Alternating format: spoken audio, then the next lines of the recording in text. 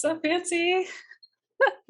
Legit. Welcome, everyone, to Strong Women of God. I am so excited that you are joining us once again. The Strong Women series is back. My name is Maxine Higgins, and I could not think of a better way to come back than to have my best friend on, Gabriella Garcia, also known as Gabby. And I'm just so excited for you guys to really get to know her, to hear about her. I'm telling you, she is an incredible person, a human being. And I know my life is better for knowing her and having her in my life. So I want you to just tell people, say hi, tell them a little bit about who you are, and then we'll jump right into the interview. Awesome. Good morning. I'm so glad we finally are able to do this. I've been trying to do this for 2 years? Yes, literally. So I'm better known as Gabby Garcia. I currently run marketing and communications over at City Church San Antonio. I am a former New Yorker with my girl Maxine, which is how we kind of know each other. But currently living in San Antonio. We had a military move, fell in love with the city, and here we are building a whole new family and community here. Yeah, and Gabby is, like I mentioned 20 million times, incredible. And we'll talk probably about this a little bit later on, but we actually met at Northeastern, I was even though gonna we have those connections to both Jersey and New York, actually. And we had so much in common, but she had to chase me down for a friendship. As you've heard me say with other people as well. But thank you for being one of those people who really stuck with me and all my introvertedness and all of that. So I appreciate you. You have blessed my life, so it's been worth the chase. Well, let's get right into it. I always love asking this question about people's names. I think it just shows so much, and it's just like interesting what people gather from finding out. So tell me about your name. What does it mean? Do you love it? Do you like it? Do you wish it was something else? I love my name. It's Gabriella. It's two L's and an A, which I get a lot of slack for as a Latina. They think it's spelled wrong all the time. Um, I did get a lot of issues growing up. They want to call me Gabriel instead, uh, Hmm. which I didn't mind. But when it's your name, you want it done right. Yeah. However, over the years, I definitely resorted to Gabby. Right, it's how everyone knows me. And people will know me for years before they find out my whole name is actually Gabriella, not Gabby. But what does my name mean? So it means God is my strength, Mm. uh, which meant nothing early on. And then as the years have gone on, man, it could not have been named any better, right? Nothing's by accident. And it has proven to be true. It is literally the only way I survive is through him. So it's been something I really leaned on and something I've kind of grown to love and appreciate. So there are certain moments where actually, when you pick and choose what name you give, there are moments where you want your whole name said, and it's with that meaning, it means something to me. Isn't it so cool how like something that could be kind of seemingly random can have so much meaning and connection? And I mean, we know like the Bible's filled with names and it speaks so much into like what your life is going to be, which is insane. Um, well, we're here to hear a lot about your story. And wherever you feel like you want to pick up with this, I'd love to hear how God has kind of impacted your life. I know you already mentioned a little bit that it wasn't always like that, knowing that God was your strength. It is now. So tell us a little bit about your journey. Right, so it's funny. Your name means God. My name means God is my strength, and that sounds really great, right? Oh, strength. But you're like, when do you need strength? When things are really, really hard. When things get super difficult, that's when you require Him and the kind of strength that He brings. So there have been some times. There have been some struggles. Um, but geez, man, like doing this interview with you is so interesting because we can go all the way back to the beginning. We have very similar ways that we grew up, both being like Puerto Rican and the kind of cultural context that brings with religion. Um, I specifically was raised with almost all the religions. It wasn't a void of God. There was too many gods, Too many and gods. not too many gods, way too many gods. And being so close to New York, the city I grew up in, across the water in Jersey, just a ton of diversity, right? So my whole friend group, we had multiple religions and cultures. Um, and the way I was raised, my mother was very open to multiple cultures, religions, spiritual things. So I was raised with just a culmination of all of it. It was, pick a day of the week, we had a new one we were talking to, or a new meditation to give a try, or a crystal, or it just, I've seen it all. I've seen it all. And it created a bit of confusion because in the midst of that, I was also Latina, right? So they raised mainly Catholic. So you're Mhm. also learning your Catholic saints and uh, your prayers and the rosary and all of those things and the kind of cultural aspects of that, which as a child you don't realize, and then as we reach college age, we find out all of the historical significance of how those things come to be. But yeah, man, by the time you met me, I was like, is this even real? Like, which one is it? Right. So if they're all real, why isn't anything working? Mhm. If this prayer or this crystal is supposed to heal me and bring money into my life and help me find my true love, then where he at? Like, what's going on? I've tried it all. We're putting money into this. We're putting time. We're buying things. So by the time I was a young adult, I was just super skeptical of like, this can't be real, right? Just I have a science background, right? Like I majored in neuroscience. I just it needed to make sense, and none of it in practice was making any sense. And the more questions I asked, the more questions I got. Um, and then I had a really interesting experience where I was able to actually travel to Thailand, and I fell in love with the way that these people lived. Yeah. Just the peace and the community was really what struck me. How um, for the simplest thing. I remember we as Americans couldn't drink the water there. We were in Chiang Mai in the northern mountains, and my homestay uh forgot we were all having dinner together, and she like stopped everything and like runs outside. Come to find out half an hour later when she returns with bottles of water, she then later explained that she like ran to a cousin's house, grabbed his scooter, got driven into town. They pooled money to go buy us water bottles from town and then drove it back in and did the whole thing again without saying a word to us about it. So it was that Incredible. kind of, yeah, that kind of like selflessness, that kind of sense of community where the whole community was like, yeah, I have a resource. You need the ride, I'll take you. I have the money. Like, we're going to do this. No questions asked. It was mind blowing. Where I come from America, where you kind of like don't even know your neighbors, especially in the city where we're from. You could live there for 20 years and never know who your neighbor is. Um, So so, true. right? Like half the time we're like, don't make eye contact. Now that I'm in the South, I'm waving to everyone. So it's been a nice little culture change. But yeah, that there's little moments like that that just like blew my mind. And I was like, okay, well, who do these people worship? What grounds them? Why are they so loving towards each other? And um, I investigated Buddha, and I really dove into Buddhism, and I was peace, love, and light, and came back with a whole new understanding of life. Actually had the opportunity to meet with um, kind of someone high ranking in the religion that worked over at Harvard. And I had dinner with him and a few of my classmates. I ended up studying, taking a extracurricular course in Eastern religions, and just dove right into it, and found that they couldn't answer my questions either. The answers weren't sufficient. Um, so then, we hit our what we call the dark ages in our 20s. So we graduate college. What's darker than dark? That's what it was. Whatever dark is darker than dark. Oh, we were in some trouble, man. So Maxine and I, as the good Lord would have it, not only did we attend college together, and we were the same year. I ended up graduating a year early, and ended up getting picked up by Teach for America. So I was teaching high school chemistry over in the Bronx, and kind of recruited Maxine to do the same. So she got into Teach for America, and I knew she would get in. She's an incredible human in general, but an incredible teacher, Got and me. communicator. Got me. Got you, girl. And we both had quite the experience. I mean, that's a whole other podcast episode. But teaching taught us a lot.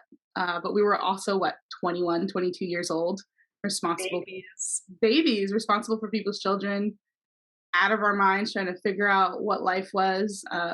Finally having a steady paycheck, which was exciting. Um, Living my dream. I always wanted to live in my 20s in Manhattan, and here we were in my apartment in Harlem, and thinking I'm a grown up, void of God. I was like, we don't need God. We got paychecks, and we've got each other. We've got this. Yeah. Little And we did we got our know. dance and we got our clubs and we have all the high times, the good Girl, times. we did it. We lived hard and fast for those couple of years there and spun ourselves out. I think we both kind of literally I credit you for my survival. We spun each other out, and I think clung to each other just for sheer survival. Like you constantly were my steady place. So it was like, oh, here we go. Things are going bad. I could always rely on you to be there and kind of support me through it, but neither of us had the answer. Yeah. Neither of us And we were knew. both unsteady. We were So both completely unsteady. because I was looking to you as my person to to hold me, and then you're looking at me, and We were where are both we lost in the desert. where are we floating off to? Because none of us are anchored or grounded. No, we weren't. I mean, and that was the grace of God, right? There were moments where like we definitely could have gotten hurt, gotten taken. Like we out in these streets for no reason at 2 in the morning. Like half the time we didn't know how we got home. Which is all like we're laughing now, and it was, seemingly like what you're supposed to do in your 20s and go party and go have fun.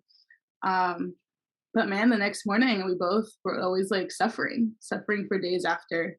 Um, I think for me, feeling like super empty, just like what's the point of all of this? Like, what am I even doing? And living a double life, because then on Monday through Friday, I'm standing in front of youth and telling them not to do the things I was just doing.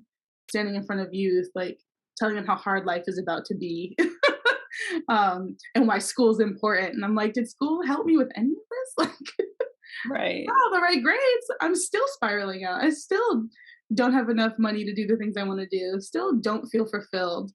Um, so yeah, all of that to say, like, I've tried it all.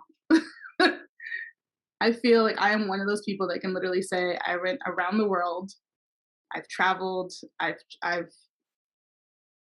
taken everything I could, every adventure, every experience that I could, and it never was enough. Um, so when they ask me why I believe in Jesus, I'm like, because I've tried everything else, and none of it worked. It was Yep. my little science experiment, but nothing worked. um, right, and I mean, in those 20s, we were both struggling with depression, struggling with anxiety. Um, for me, I like reached the point of like alcohol dependence. Was drinking more, way more than I ever had, like to the point where it was an issue. Making terrible decisions with men, like trying to fill a void that I clearly did not know was unfillable. Like, like nothing these people did was going to fill it. Um, and never satisfied. Like, oh, what an annoying feeling to know you're blessed, to know you have all these things, right? Like we were still better off than so many. We have incredible degrees from a great school. I was able to travel the world. I had great friends, like I had solid people in my corner. I had a wonderful family. Not enough. Nothing fixed it until I decided to give Jesus a try and really give him a try. Not just attend church, not just read the book, but actually try to live out the words I was hearing, live out the example that was before me with the mentors and things that came alongside me and got real about their stories. Yeah. Tell me a little bit about that, because for looking on the outside in, for me, I got saved after you. I found Jesus after you. So it seemed like, where the heck did this come from? So tell me a little bit about that process of coming to that point. Right? It was like, Gabby, I'll meet you at the club. And the next week, where's she? What do you mean you're going to church? Or I literally remember, and it's funny because I know so much more now, obviously, about Yeah. where you were, and like I can identify with it. But at the time, I'm like, I remember you trying to talk to me about Jesus, and we were in New Orleans, and I was like, girl, were we not just like, and I was like, no, Are we girl. just drinking hurricanes? I I don't was know.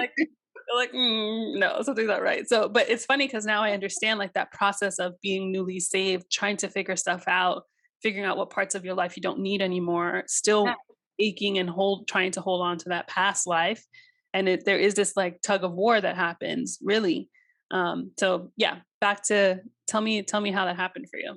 No, you explained that beautifully, right? It really was a tug of war because you have all of these people and habits and persona that you've built up with all the things that we were doing. Um, and then suddenly I wasn't there anymore. And I mean, I was known for being the center of the dance floor until the club closed. You couldn't stop me, right? I'm dancing queen. I can hang, I can drink with the best of them. That's kind of what I was known for, oddly enough. Like you could always get guarantee you're gonna have a good time if you've been out with me, but what no one saw was the aftermath, right? Like after we get home, kick off the heels, take off the makeup. It's like when you're alone, like the performance light is off, and here's the real me. And very few people got to see that. Um, so yeah, I had had enough. I reached that level where I had finally had enough, and I didn't know what to do, but little things were happening.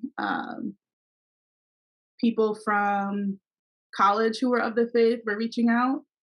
I had a mentor, Rosa, who ran the Latino Student Cultural Center, and she had actually became a believer while I was at school and started talking to us about scripture and having those debates with us and sharing kind of her journey. And I just remember her being the last person I could really trust to talk about things in an honest way.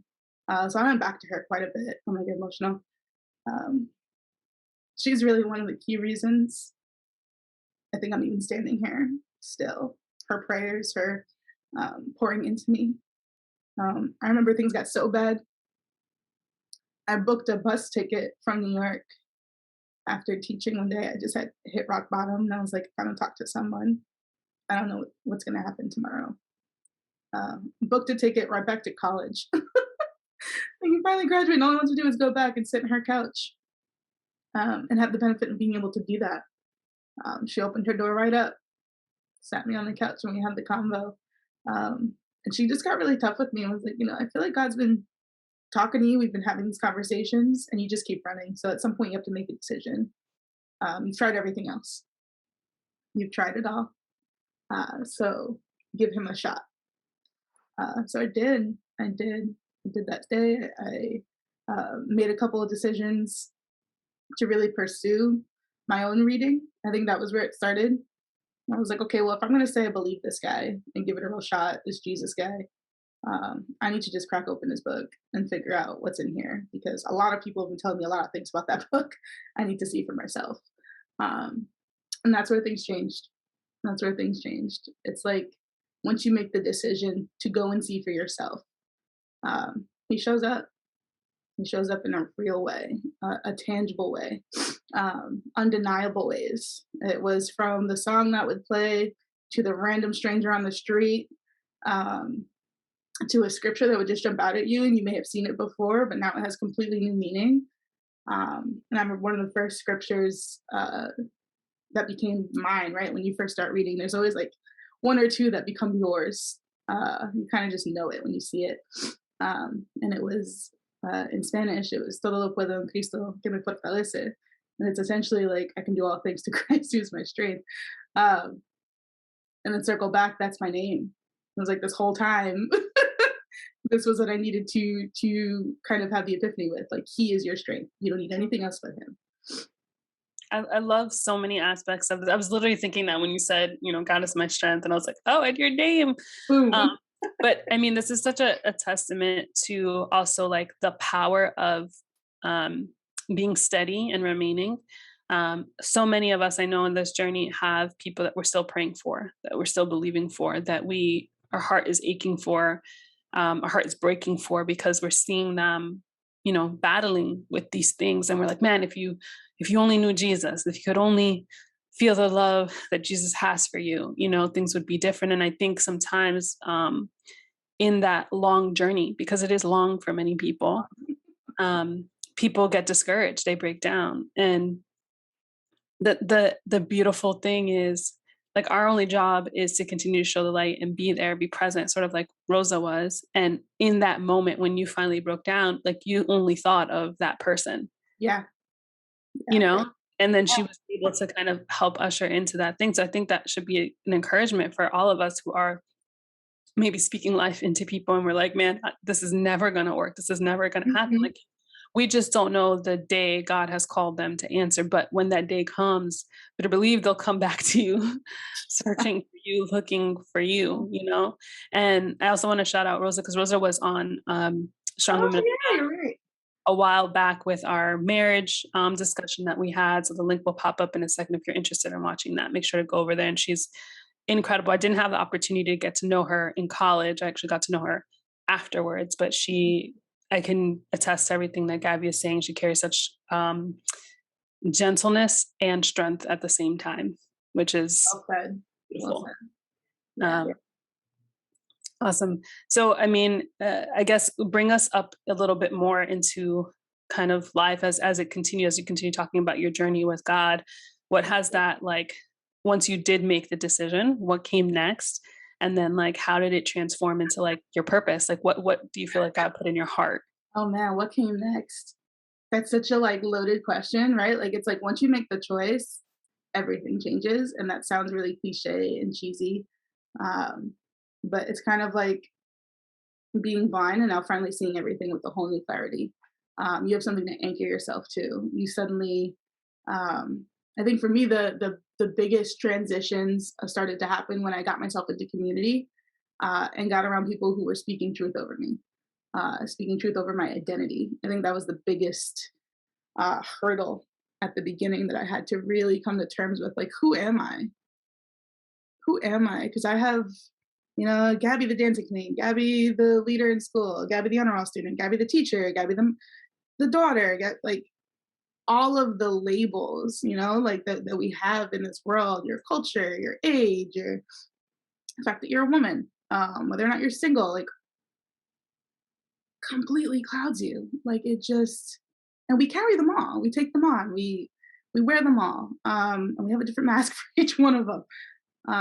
So that was probably the biggest work I had to do was kind of like take off some of these labels that I knew weren't true or that weren't going to serve me anymore, or that just like didn't offer anything. Like none of these labels actually made my life better, and playing into them did nothing. And then you had to start digging into the kind of like childhood ones you've absorbed. Uh, Not having my father around for a lot of the time made me feel like I was abandoned. So that was a label I took on. Um, just it's amazing how far back it goes, like how early in your youth you start to absorb things that are told to you, um, and make them a part of the fabric that you think is supposed to be here, supposed to be. I'm not sure if that makes any sense, but it's kind of like you just I'm kind of a visual person, so all I see is like I was collecting all of these coins and sticking them in my pocket, then at some point realized they weren't worth anything, and I had to just give them up for something better. And the thing I was giving up was going from like orphan to daughter of God. Like the God that created the universe knows my name, named me on purpose, like not being a mistake and not being forgotten. Um, Realizing that the view I had of God was one of like he's watching me shaking his finger. He must hate me. I must be such an embarrassment. Oh gosh, he knows all. Like you mean he saw all of that, all of the hot mess, like all of it. There was no moment where you turned away, um, and realizing that didn't scare him away, or that didn't. I wasn't going to hell for the rest of my life because of those decisions that I made in my youth, um, and just kind of accepting that, believing that he's actually a good father and not this angry God in the sky who's just waiting to tell me how terrible I am and make me pay the consequences.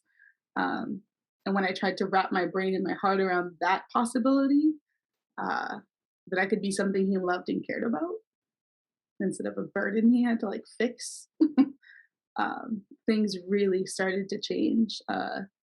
Right? Because when you don't think you're worth anything, it's hard to accept any gift, right? Like, think of like something that was given to you at a birthday party that you just didn't expect, completely above and beyond, cost a ton of money, and you're like, I don't deserve this. I don't even know you. That's kind of what it was. Like, I don't even know you. Um, why would you do this? Why would you give me anything? Why would you even show up? It's kind of how I felt with God for most of my journey. Like, why are you even here? Why have you been so patient? Why are you still sending people to me and trying? Like, I just couldn't figure it out. Um, but man, I'm so grateful that he did. I'm so grateful for the people that were obedient to it. Um, and then I kind of came to the truth. right? Because as you start to come to him and you start to accept that grace and that truth and the fact that he's actually a loving father and he cares about you, something beautiful happens. You start to realize that all the things you walk through now have purpose. There was something to learn from each step of it. No matter how terrible, it wasn't that he did it to you. A lot of times it was our decisions, or our lack of knowledge, our lack of wisdom, or just influences around us.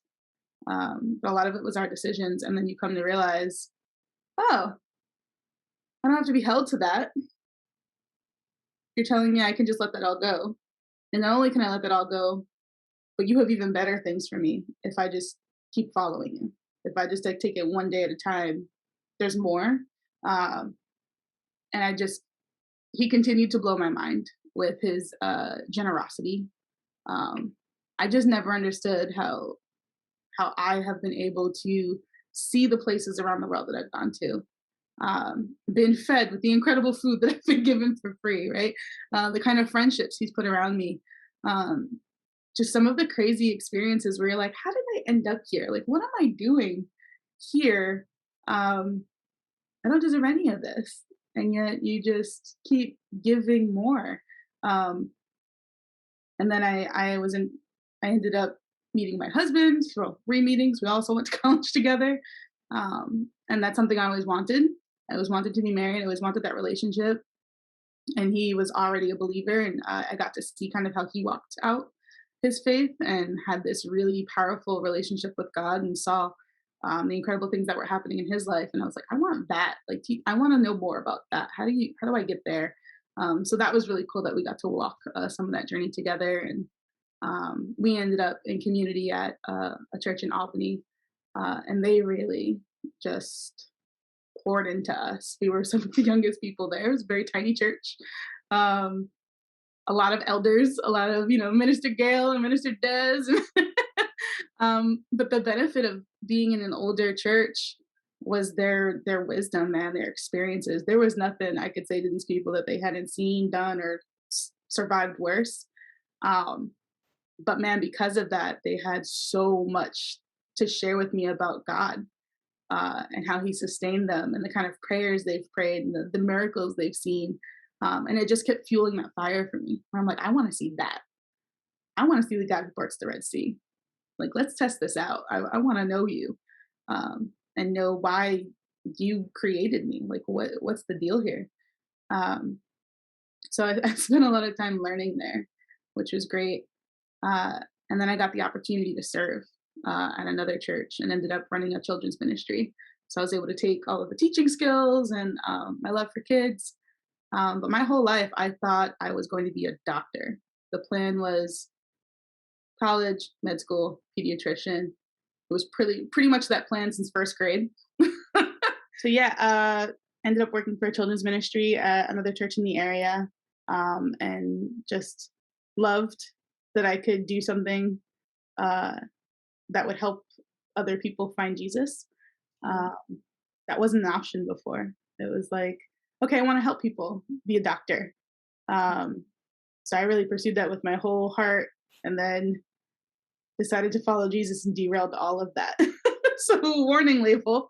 Another feeling. Right? Like all of the plans you think you have, once you say yes to him, like be prepared to be open to new plans. Mhm.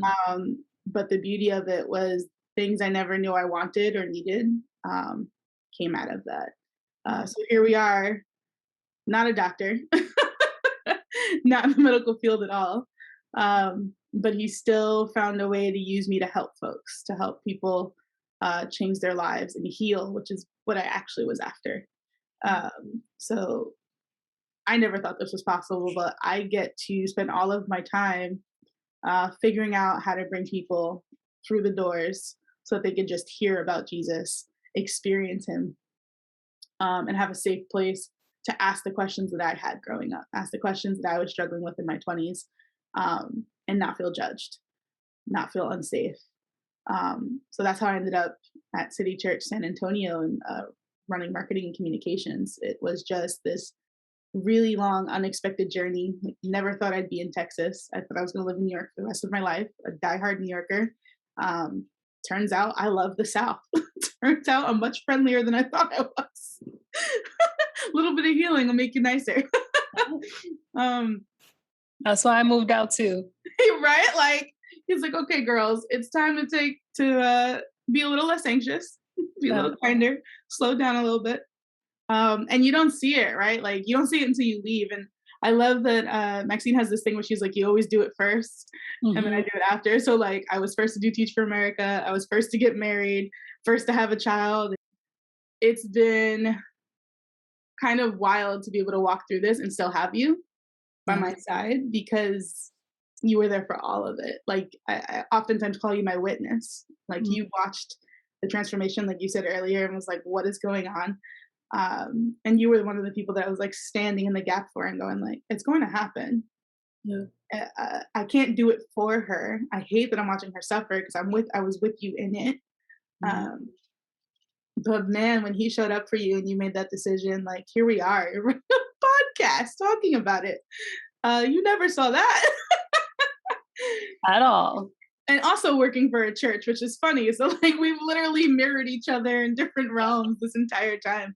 But man, what a blessing to have someone to walk through it with, and um, you just get it. You just get it, and we I think we're both still trying to figure out like God, what are you doing with us? You like separated us, but you like I feel like you fortified this friendship through distance. Yeah. Um, and we've been able to walk through some really incredible like stages of life. So I'm excited to see like what he's doing because now we're both in ministry.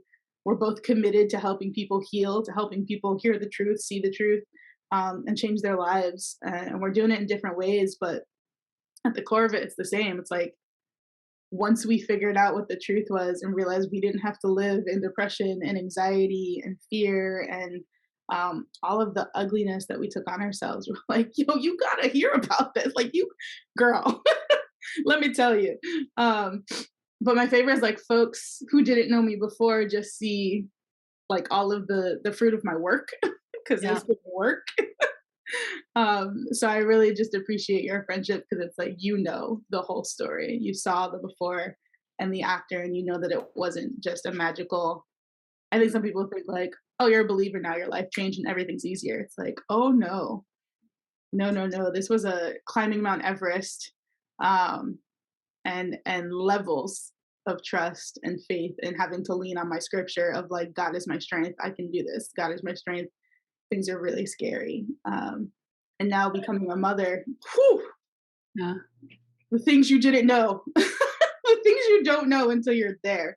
Um, And I just wanna yeah. express to you too, and, I think this is one of the reasons why our friendship is so deep and, strong and has weathered so much So too. much. But one of the things that I have so admired about you is that you have this drive also in you to always be better, and not in a like I want to be perfect kind of way. It's not chasing after perfection in any capacity, but it's in the I know I can be better and really taking that in. And we have had some hard conversations. Y'all, I am not a easy friend to have because I can, if you really let me, I will just, If you want truth, you will get it. if you want truth, Get you it. will get it. You will get Um, it. but I have appreciated because I've seen you, not just from myself, but from others too, like really take wise counsel and apply it where other people would listen and be like, well, I'm just going to do what I want anyway. Like I've never left a conversation with you feeling like, well, that was a waste ever. And that is very, very, very unique. I need you to know that because there's such a desire in you to like honor our Father and to do the work. So like when she's talking about having done the work, like y'all, she has done Some the digging. work. And I just appreciate that because that motivates me as well. Thank you. So I just wanted to say that real quick. I appreciate that because sometimes you feel like there's more. How is there more after work? Like, isn't it Oh, enough? I know. But man, like what a blessing to have that kind of friendship. Like I don't think enough people have someone who loves them enough to tell them, you're killing yourself. Yeah. You're wasting your time. You're wasting your talents. This is not what God said. Like, I've needed to hear all of those things. Hey, I keep hearing the same thing. We've had this conversation. It's time. And when you've done that for me, it's like you were the only one that could say it that way. Um, my husband sometimes gets mad because he's like, if Maxine says it, it's gospel. And I'm like, but you didn't say it the right way. Like you had to say it in a way that I would understand. He's like, oh my gosh. Right. But I think people can relate to that. You always have that one friend that they say it in a way that you're going to understand it on a whole new level. It's how they say it, it's the words they choose.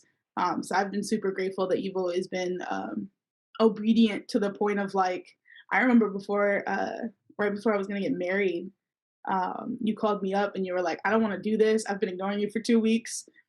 And it was like you were still new in your journey with Jesus too. And you're like, he won't leave me alone. Like it is bothering me. I'm driving to your house and like drove 2.5 hours to Oh my sit with me for like 4 hours and was like, I have to go back home because I have to go to work now. But like that for me was like, dude, new level of friendship, man, that you would drop what you had, that you would be obedient to him. And it taught me a lot about friendship. It was like, there's one thing to pray for someone when they don't know. It's another to pray for them when they're in the middle of something and you pray with them and hold their hand and wipe their tears. That's beautiful. But to inconvenience yourself, Yeah. to put your plans on hold and go, this person's life like is on the line. When he asks you to do something, it's because their life is on the line. Mm. Um, like that's the kind of friendship, the kind of love your neighbor, the kind of you are brothers and sisters, like that's living that out. So because I've experienced it with you and had the benefit of like you and your sisterhood and all the things you've learned through that, um, it has changed how I define friendship. We're friends, we're acquaintances, and then there's I'm gonna do life with you, and this is we're gonna fight, we're gonna cry, uh, Mhm. but we're gonna work this out. But sharpen iron sharpens iron, man. We've been to bat. I'm so grateful for it, and it's helped me be a better leader. It's helped me be a better wife, be a better daughter, definitely be a better daughter. You've helped me a lot in that way. But man, if you're not gonna, I guess what I want to say is if you're gonna ask for those people and ask God to bring you a friendship like that and a community like that, don't waste their time. Mm. I just there's a sacrifice, there's a cost to that kind of friendship. And if you really want it, you got to be willing to play ball. You got to be willing to do the work. Um, but the good news is like everything he does is for your benefit. Yeah. Like it's unlike human nature, right? Where we're always doing things and have an ulterior motive. And does this work for me? Is it going to get me where I want to go? Um, our God doesn't need us. He wants us. It's completely free of that. It's like everything I ask you to do, everything hard he's asked me to do or walk through or be patient in, or moments where I was like, "You're not real. Like I'm done. This can't be right. Why would you let me? Why would you let this happen?" He's turned around and just like blown my mind with the kind of generosity and like life change that's occurred. Like the relationships that have healed, the new relationships with my father, with my mother, um, a relationship with my child, like Yeah. wildest dreams, things I never thought could have happened, and now they become normal. Now it's like, thanks, Dad. Thank you. Uh, I could literally talk to you for hours. In fact, when we do get on the phone, we do normally talk for hours. 2 hour minimum. I hope this is not the last time I have you on because I just know there's so much more like conversation and there's so much wisdom in you. But I just want to thank you for your time today. Thank you for sharing your heart. I feel like your heart just like came through the screen, or if you're listening to this through the podcast. But I would love to have people be able to connect with you and everything that you do. So if there's any media or it's church, whatever it is that you want to shout out, please do Yeah, so. absolutely. So Maxine has inspired us once again. she taught me a lot about sisterhood. And when I moved to Texas, it was the one thing I was missing. So I decided to initiate building it and came alongside a new friend, a new bestie that I have here in Texas, Jennifer Jennings. And in this post COVID season, we decided, you know what, it's time. So we kicked off a Whatever is True podcast, Whatever is True Sisterhood. So we have a meeting every Tuesday. We're on Zoom and we're doing life together. But also we started recording podcast episodes this past month. So that's been really awesome. And we're going to have Maxine on as well. So we'll share that. But you can find us at the WIT Sisterhood on Instagram. So at WIT Sisterhood on Instagram. We're also on Facebook.